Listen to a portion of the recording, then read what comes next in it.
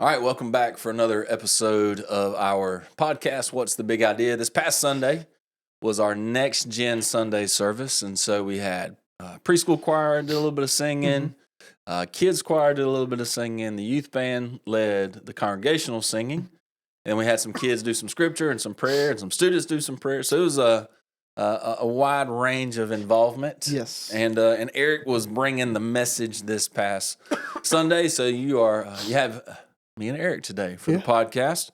And so every week, Eric, the name of the podcast is What's the Big Idea? Yes. And so every week when I remember, there have been times that I forget to ask Matt this question, but I always start with the same question after we do some sort of introduction. Yes. So the question is, Eric, this past Sunday, Yep. what was the big idea? Well, Rob, I can tell you, I did not think about the big idea until I was pulling up on church property Sunday morning, and I said, man, this is going to make for a difficult podcast. So we didn't have a big idea. We are big idealists. We are big idealists. I thought about it as I was working through it, and I was like, maybe I'll come back to it. Yeah. Because sometimes it's one of those things that as you work through the sermon, you go, okay, this is something that we keep referring back to. Right. And I'm sure if I would have actually thought about it after I finished the sermon, I would have come up with a big idea. But we are big idealists today. It happens. So, I mean, in theory, you could just cut it right here and go, all right, that's the big ideas. There is none. There's not one. But no, I think there were a lot of things that we focused on during the sermon. I think Barnabas was a huge part of it. Obviously, the men that came from Cyprus and Cyrene were kind of the focal point of what we wanted to look at when you talk about discipleship and all of it being for the glory of God, not for the glory of yourself. But there were a lot of big ideas, I guess, just floating around up there that never made it onto paper. That's all right, man. Maybe lots of big-ish ideas. Big-ish, but no one just big idea that stood out. There was a lot that was different on Sunday, and one thing is not having a big idea. It was, and so it is interesting though. I've never even really asked Matt this specifically, but you just mentioned it, and I would agree. Like there's sometimes the big idea comes first almost as you read through it, and it's almost like the scripture just lays out the thing, and then there are other times where you do kind of work your way through the sermon, and then have to go back through the sermon and see what kind of is the point that we're really hammering on for sure. And so it is always interesting when I'm prepping, and again, you just mentioned it as part of this. Like you don't ever really know kind of when the big idea is going to really get set. Sneaks in there because sometimes even I'll have a big idea at the beginning, and then I'll do the sermon, and then that's actually not the big idea at all. I didn't talk about this one bit. Exactly. This was not the big idea.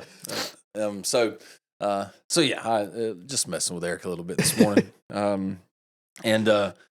So couple things we really want to talk about this morning from the podcast standpoint is kind of talk about Antioch a little bit, and then talk about Barnabas and encouragement. And so right there at the beginning, it talks about these people going because of the persecution of Stephen, that people fled. Makes sense. This guy that is a follower of the way, like you mentioned that Sunday, follower of the way at the time, gets killed, and he's not the only one probably that's happened to. And so you had believers and followers from a just a self-preservation standpoint, kind of moving and fleeing in a few different directions. But as they did that, they continued to work, and that eventually leads a group to Antioch. And so just share a little bit kind of about Antioch, and you talked about some in your sermon on Sunday, but just kind of as you kind of studied and prepared some of the things that you noticed about this specific town in particular. For sure. Well, when I was thinking about Antioch, I guess what really came to my mind was like a New York type city. Or if you're keeping it local in Georgia, maybe a Savannah, where it's on the coast. It's super popular for trade, so there's a lot of people coming in, a lot of people leaving. It's multicultural. It's super important to the nation of Rome. I guess, Empire. Empire of Rome, the Roman Empire. Yeah. They call it that, I guess. They did. So it was super important to the Roman Empire. And so as I was reading, it was talking about how it's far enough to the east of the Roman Empire that you had a lot of trade with Eastern civilization as well, with Asia, Asia Minor, all of that.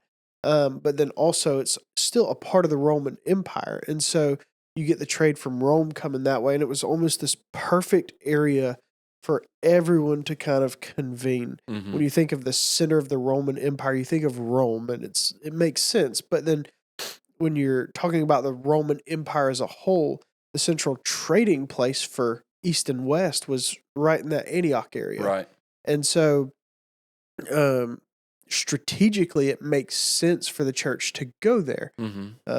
It's right on the Mediterranean as well. And so you have trade coming in from Rome in that way. Yep. It was just, it was a very strategic city. And so, obviously I wasn't sitting in on their church council meeting, but I wouldn't be shocked if it was something that they sat down and talked about and said, hey, we noticed this city. Let's go there and let's spread the gospel there, which means you had people that were in the church of Cyprus and Cyrene that said, all right, well, we're willing to go. And I wouldn't be surprised if there weren't already believers there, because as we talked about, when Stephen was persecuted, it says they traveled to Phoenicia, to Cyprus, and then one other place. Antioch. Yeah, that's right. And it makes sense because all of that is north. You have to travel through Phoenicia to get to Antioch, and then Cyprus is just right there as well. And so when you look at kind of that dispersion, everything is north. And so Cyrene really is kind of a curveball in that. Yeah. Because you're talking North Africa. They're a long ways away. Yes. And it doesn't really make sense, but you still have that added group coming in. And if I had to guess, you're probably looking at 5 to 7 years after the persecution that we really start to see these people get into Antioch and start growing the church. Because then Barnabas shows up, and then after that he comes and he brings Saul down. And if Saul was in Tarsus for 7 to 10 years, then I imagine it took Barnabas a minute to find Saul. It took a little while for Barnabas to hear about it and to travel north. And so you really see Antioch pick up this culture of Christianity really rapidly. Yeah. Which is, I think, is really interesting. But studying Antioch was fun because I got to learn a lot about the history of that site specifically, but then you link it to somewhere in the U.S. or somewhere in Georgia.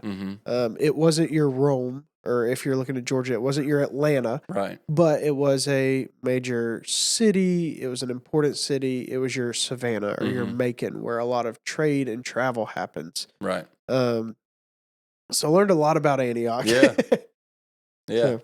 And really, when you start thinking about kind of continuing on as we'll move forward in Acts and look at Paul's missionary journeys, it made sense that a lot of these towns that he went to were very similar in the idea of multicultural, very diverse, and centers of commerce, because that's where the people are. And so if you're looking to go and speak to a large group of people, who mostly would have been non-believers as Paul traveled, he would go to places that were very similar in makeup. Maybe not always as big or whatever, but would have been involved lots of times on the water, because that's where the cities were for the most part. A lot of times anyway, or the bigger cities, and very diverse. And so Antioch really becomes, it lines up with kind of what we see in general. And it's always interesting when you really think about, again, that first verse from your scripture from this past Sunday talks about the persecution of Stephen. And in this persecution, the goal of persecution is to shut it down. Yes. And what ends up happening is the persecution ends up creating the spreading, helping to create the spreading and to advance the spreading of the gospel. Yes. And so that's always an interesting thing to think about. The desired goal was very much the opposite of what happened. Exactly. As people fled, they didn't flee in fear to go hide. Mm-hmm. They fled, and for safety being a big part of that. But as they fled, they're like, "Well, we're here at this new place. Well, let's talk. Yeah. Let's talk. Hey, listen, I was living in Jerusalem not so long ago. Let me tell you Mm-hmm. what was going on there and how I ended up here." Yeah. And you had just ordinary people. You know, Mm-hmm.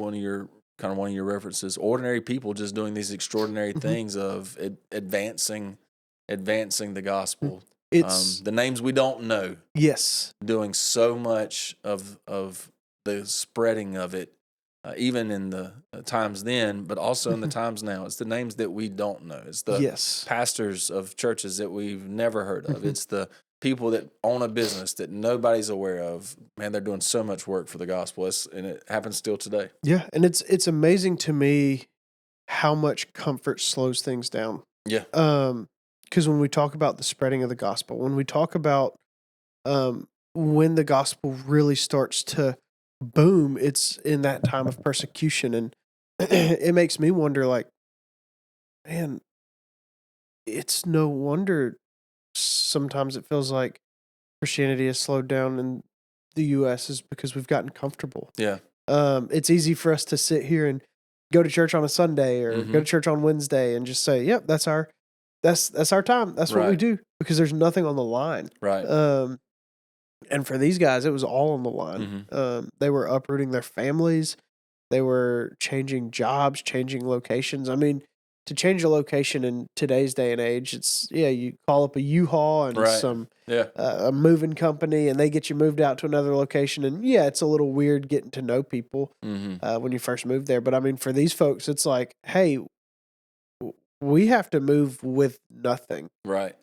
You're not carrying your couch Yeah. across Phoenicia. Yeah. Like, that's just not how it works. Yeah. And so for these people to move, I mean, they were truly uncomfortable, but what they carried with them was the gospel. And that was the one thing that was never going to change. Right. So it makes you wonder, but yeah, one thing that we were talking about earlier, before this was kind of those major cities that we look at here. Yeah. That we go, all right, what is an Antioch today? And we talked about New York. We talked about throughout LA, Chicago, places like that are major trading hubs. And when we go there, why is there not that drastic change? Because we look at Antioch and it happens fairly quickly. Yeah. But you don't necessarily see that in New York when people show up and they're ready to preach the gospel. Right. I know it's a curveball, but I mean, do you have any thoughts on that aspect? Man. And so part of what you're referencing there, NAM has some Send cities, SEND, and where they've really tried to intentionally focus on some of the larger metropolitan areas in the United States. By region, you can go to NAM's website. They've got some cities in Canada, some cities in the United States. Puerto Rico, I think, is mentioned as well.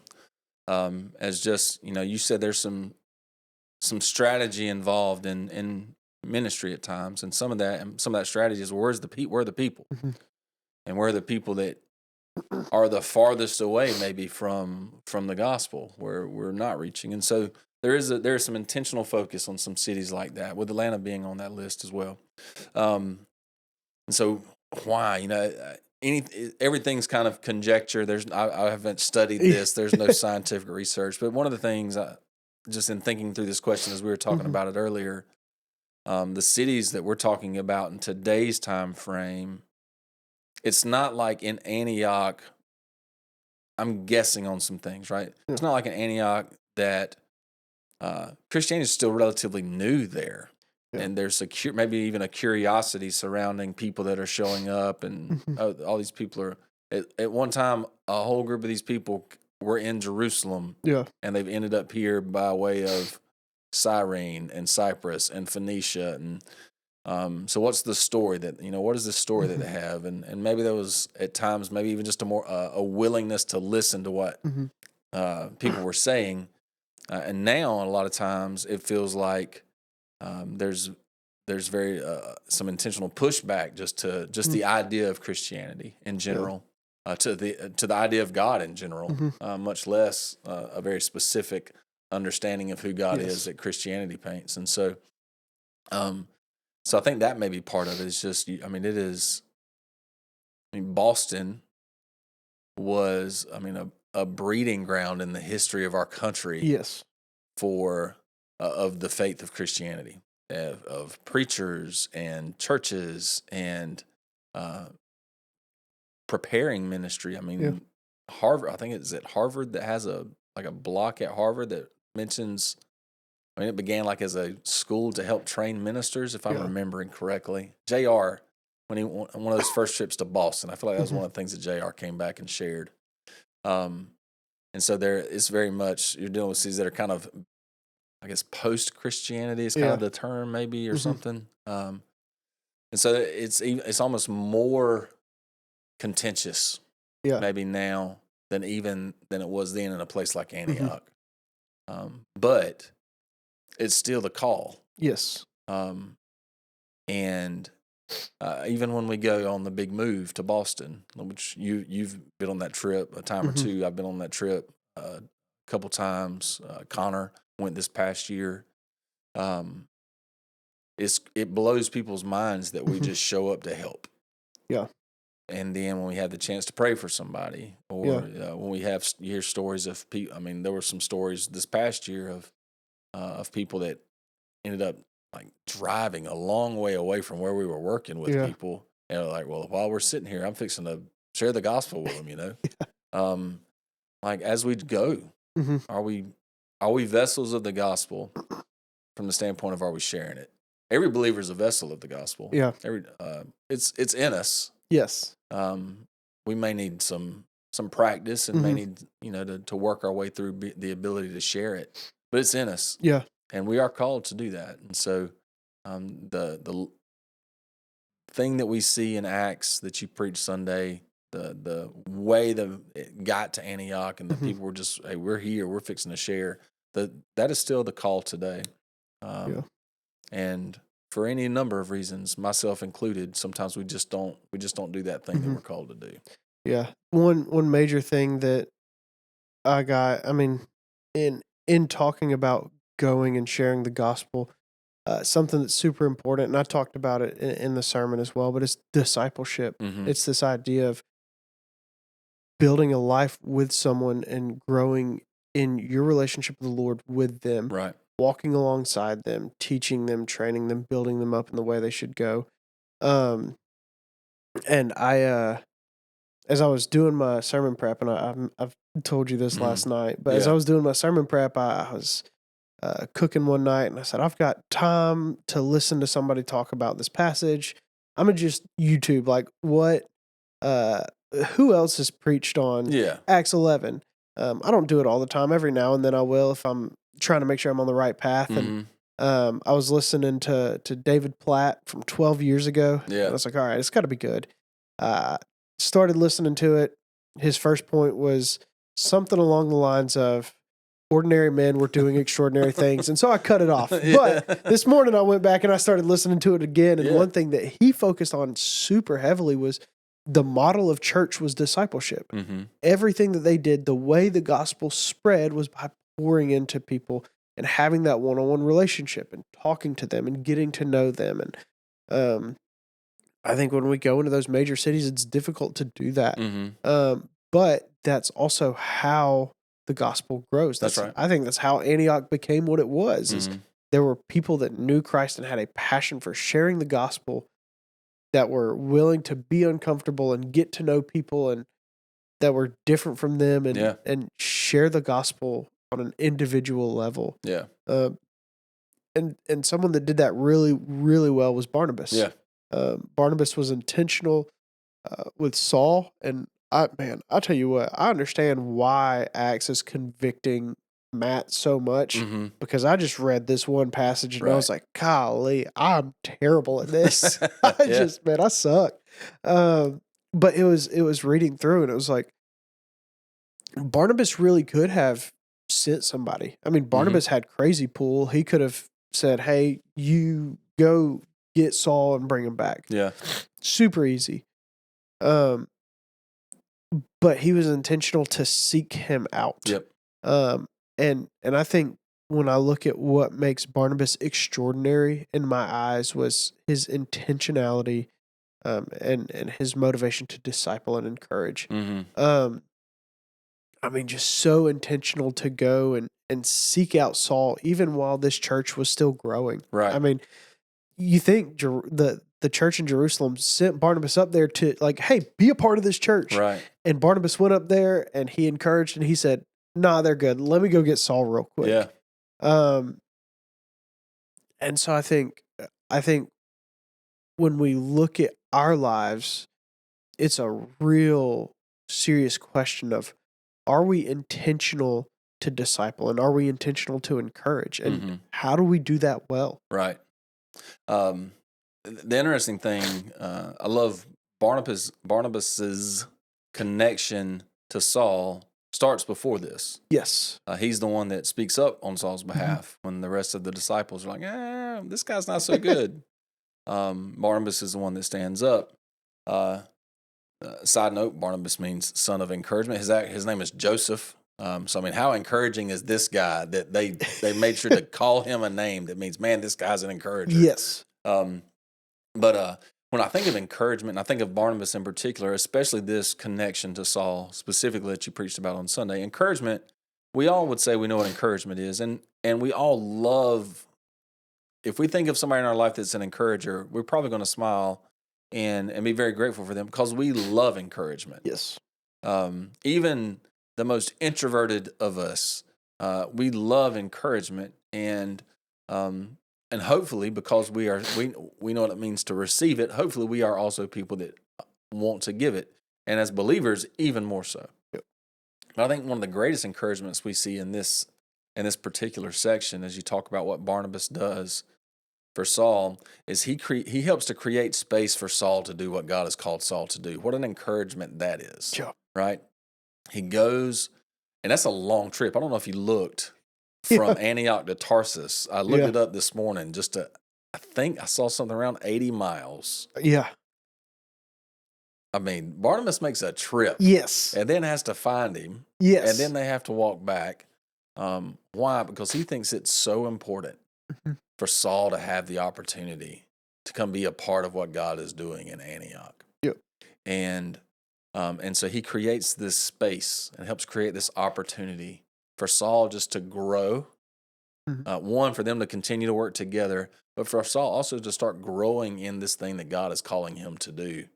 And each of us can probably point to people in our life that helped us in that thing. You know, I think you meant that saw something in you that maybe you didn't see in yourself, and mentioned that maybe just in passing. You know, and that puts that little thought in your head. Maybe this is a possibility for me. I mean, I'm in ministry because of that. And then we've also probably had people in our life that have helped give us opportunities to continue to grow, whether it's having a chance to go speak at camp at Pelham, and just continue to grow in presenting the word and interacting with kids. I had a chance to go speak at a D-Now a couple of weeks ago. It's the same thing. I have just another opportunity to go and see a different group of people and encourage them. I preached on Barnabas, interestingly enough, as one of my messages. And Barnabas is just he's not somebody that we think of a lot. Yep. But we're going to see his name as we move forward in Acts a little bit. We're going to see him continue to partner up with people and live life with somebody. Yep. And but man, what an amazing person that each of us need that person in our life, or multiple people like that in our life that can encourage us just when times are hard, that can encourage us when other people may not be so sure. they have our back, especially if they have our back at tables we're not sitting at. Yes. But then also that can encourage us and say, all right, hey, I see God's gifting you in this direction. Mhm. I have the opportunity to help give you some space Yes. to operate in that. And that's one of the things that we're called to do Yes. as pastors, the equipping of the saints for ministry. And Yep. well, that's okay. What do we see as gifts in some of these even kids? Yeah. What do we see as their giftedness? What do we see that they're, great picture next gen Sunday. We had 2 6th grade guys do the welcome and the prayer. Yep. They were the same 2 5th grade guys last year that read scripture and prayed. Yes. There's obviously a willingness on both of their Mhm. behalves, and obviously they're not afraid to do that, and a desire to interact with in front of a group of people. Listen, I'll say this prayer. Yeah. On behalf of us to the Lord, I'll read this scripture and how do we see students and kids and continue to look for opportunities for them to do things like that? That's what Barnabas does for Saul here specifically at Antioch. He's like, all right, Saul, come. This is amazing.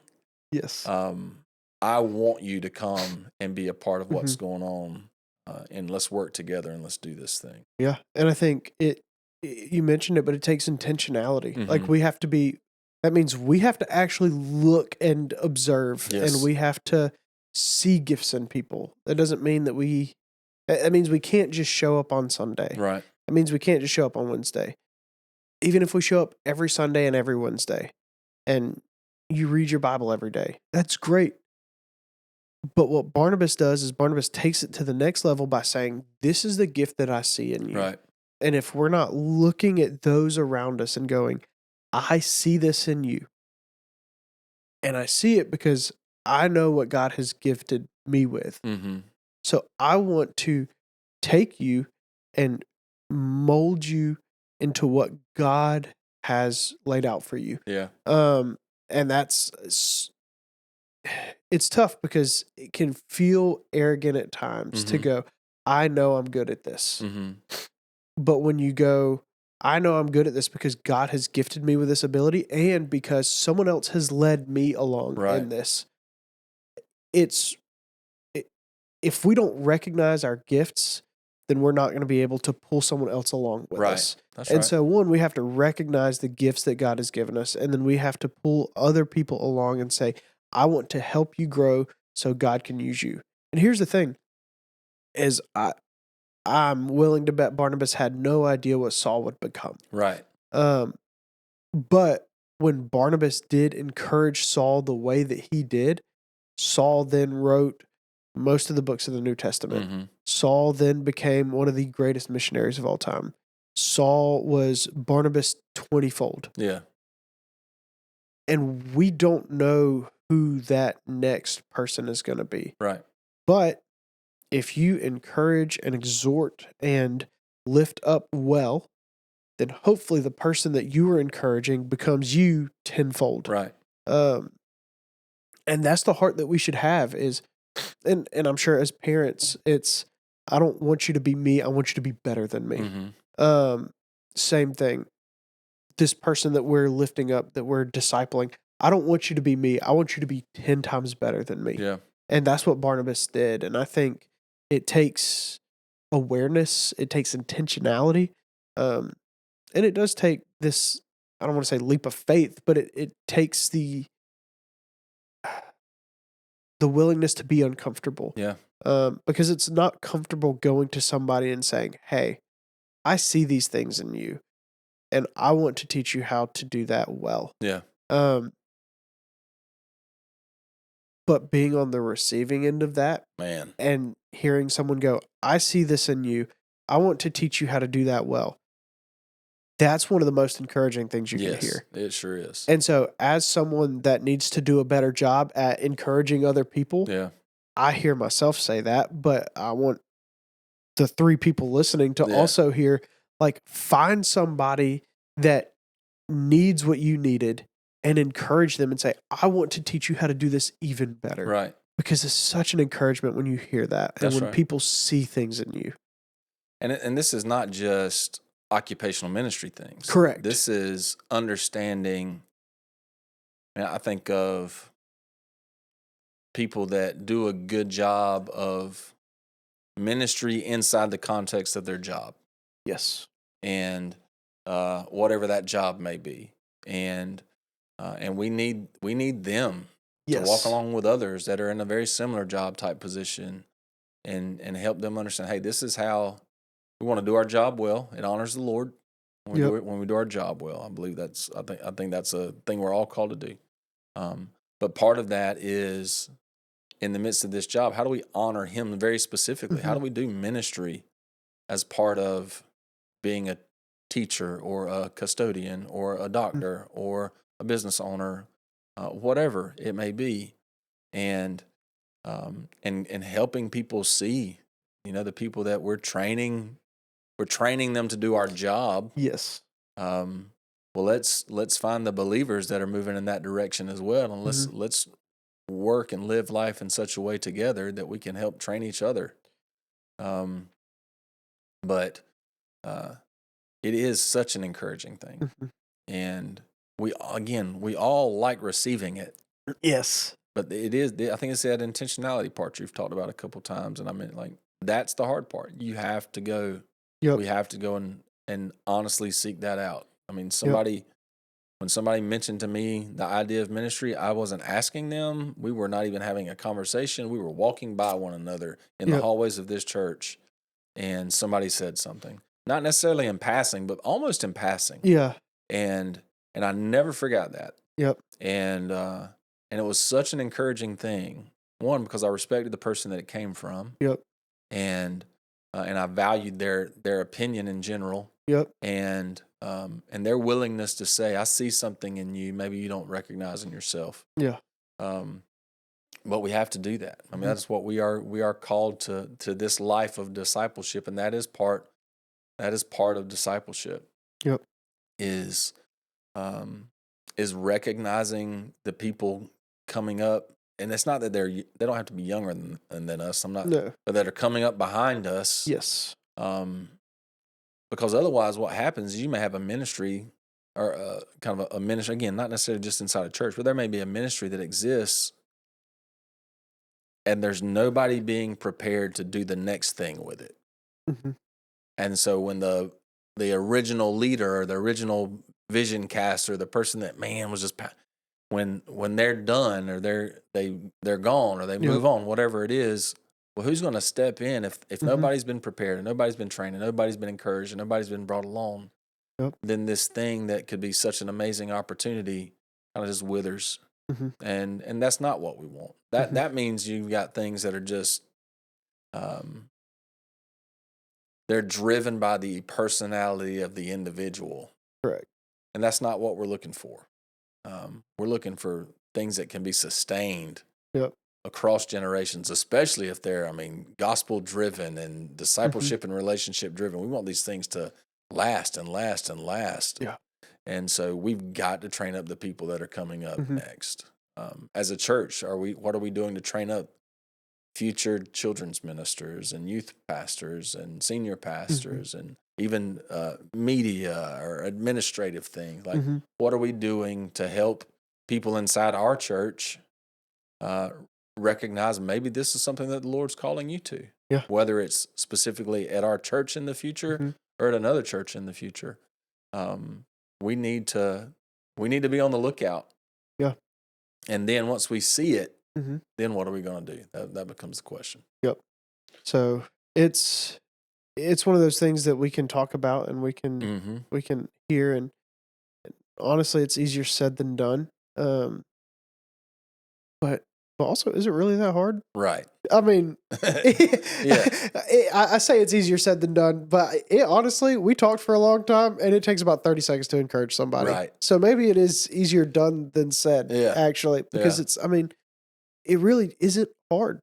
We're just stubborn and nervous people that aren't willing to encourage. And I think once you start encouraging, then you gain the title like Barnabas of the great encourager. Yeah. Because he did what God had blessed him with. Yeah. So that's all I got. Yeah. So we don't have a big idea to talk about. We already said that at the front. Just a reminder, we didn't have one. Yeah. Thanks, Rob. We're going to be continuing on Yep. in the book of Acts as we move forward. Matt will be back in the pulpit this Sunday. And so we just want to say thank you. Thank you for everybody that came Sunday morning to our Next Gen service and support our students and support the ministries that reach babies through college age and all the areas in between. And just thank you for a church that supports both of us and encourages both of us. And for those of you that volunteer and serve and have served in the past and are serving now, man, these ministries don't take place without you. Next Gen Sunday doesn't happen without countless number of unnamed and unknown people. Sometimes the congregation has no clue who all is doing such vital pieces of ministry. So thank you again for watching, and we'll see you soon. All right, bye.